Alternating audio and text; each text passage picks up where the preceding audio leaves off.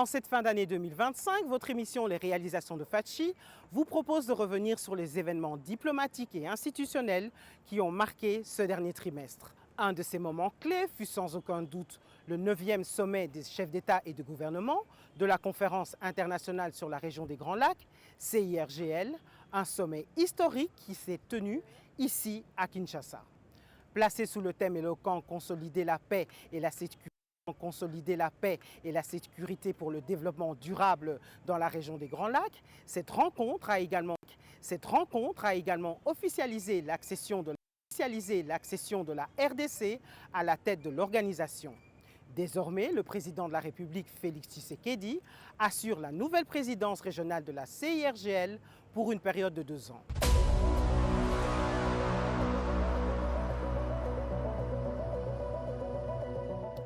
Poursuivons cette rétrospective avec un autre événement diplomatique de haute importance, la visite historique dans la capitale congolaise de son Altesse l'émir du Qatar, Sheikh Tamim bin Hamad Al Thani.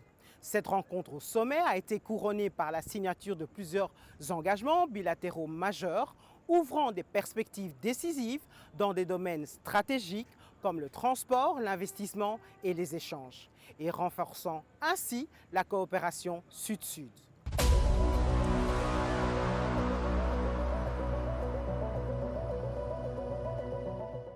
Enfin, terminons cette revue avec un regard tourné vers l'avenir, les accords de Washington, conclus en cette fin d'année 2025.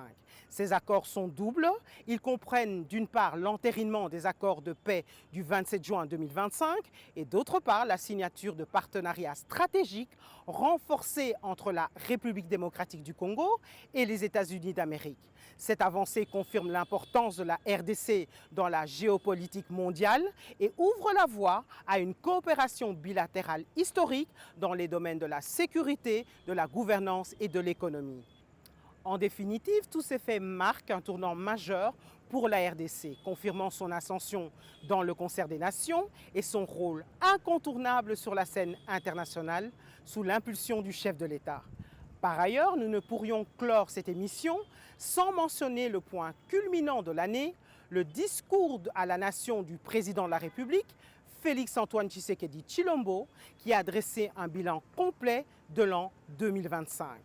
Nous y reviendrons en détail dès le début du mois de janvier avec le ministre Patrick Mouyaya, porte-parole du gouvernement. Je voudrais pour conclure adresser cette prière à toute la nation congolaise. Les ténèbres ne régneront pas toujours.